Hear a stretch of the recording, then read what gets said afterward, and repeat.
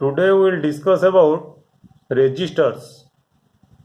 That is basically commercially produced registers. There are two types of commercially produced registers which are used for domestic purpose or used in laboratories. The first commercially produced register is your wire bound register, and the second commercially produced register is carbon registers.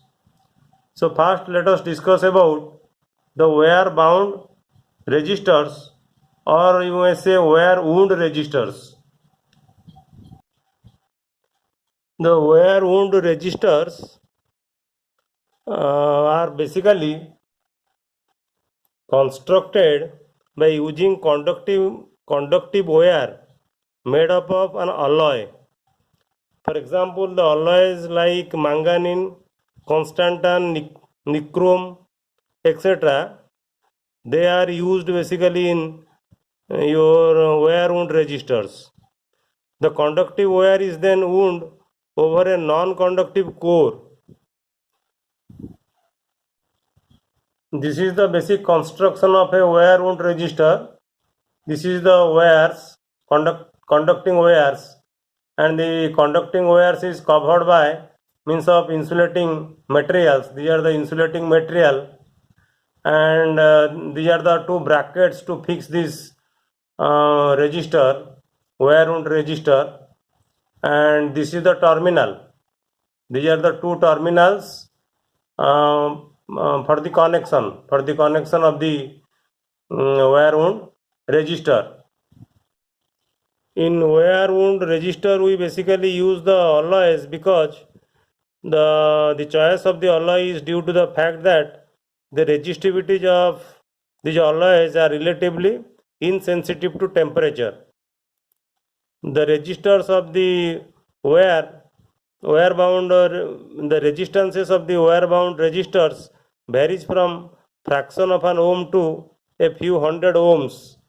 So the resistance of the wire bound resistors is basically small. Then carbon resistors, the resistance of the carbon resistor is relatively high. Resistors in the higher range are made mostly from carbon. Carbon resistors are made of carbon particles mixed with binder. In binder you basically use clay. The resistance of carbon resistors has some dependence on temperature. The resistance of carbon resistors depend upon temperature. Carbon resistors are small in size or compact, and it is inexpensive, and thus find extensive use in electronic circuits. We basically use carbon resistors in electronic circuits. The values of carbon resistors are given using the color code. So color code are given in carbon resistors. From the given color code, we can find out the value of the resistance of carbon resistors. The resistors have a set of coaxial color rings. This is the structure of the carbon resistor, and these are the color codes. In this side you see this color is yellow, then violet, then brown, then you have gold. Either you will get gold color here, or you get silver color, or no color. And this last color is meant for the tolerance. This is meant for the tolerance. That means to what extent it can tolerate. The resistance can tolerate to what extent. So now let us see how to find out the resistance of this carbon resistor. You hold this resistor from this side, that means from the tolerance side, and see the color from this side. So this is the first color, this is second, this is third, like this. The first color, this will indicate the respective significant figures of the resistance. The first set of first two rings, this ring and this ring. The first two rings indicate the respective significant figures of the resistance in ohms. Remember, the first two rings indicate, this one and this one indicate the respective significant figures of the resistance in ohms, and the third color, this one, the third ring indicates the decimal multiplier. This indicates the decimal multiplier, and the last ring, this one, this will indicate the tolerance. The significant figures for different colors are as follows. If the color is black, the significant figure is 0. If it is brown, it is 1. For red, 2. For orange, 3. For yellow, 4. For green, 5. For blue, 6. For violet, 7. For grey, 8. And for white, the significant figure is 9. You have to remember it. To remember this color in order, you may remember a very funny statement. BBROY, Roy of Great Britain has a very good wife.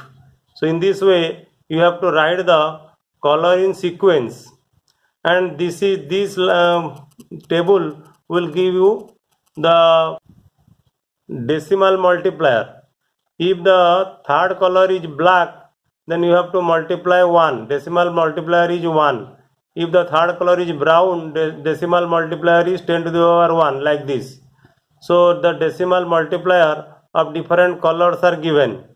Here the decimal multiplier for different colors is given, and this is the tolerance. If it is gold, the last color, fourth color is gold, the tolerance is 5%, plus minus 5%. If the last color is silver, then the tolerance is 10%. And if there is no color in the last, then the tolerance is plus minus 20%. Now let us find out what will be the resistance of this carbon resistor by using color code.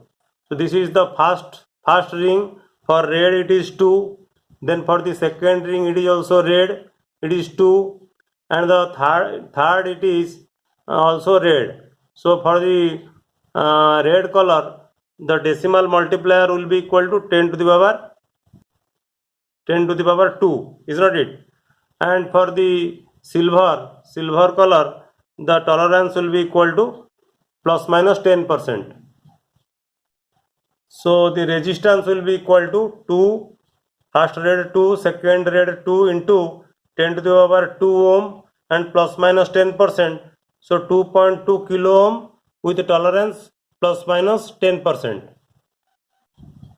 Now let us find out what will be the resistance of this carbon resistor from color code. This is the yellow color. For yellow color, you have color code 4, and for violet color, second color is violet, so color code is 7, and this is the brown color. For brown color, the decimal multiplier will be 10 to the power 1, and it is gold. For gold, the tolerance is 5%, so it will be 47 into 10 to the power 1 ohm into plus minus 5%. So color is yellow, violet, brown, gold. For yellow 4, for violet 7, for brown the decimal multiplier 10 to the power 1 ohm plus minus 5%. So it will be equal to 470 ohm plus minus 5%. You try what will be the resistance of this carbon resistor at home. Thank you.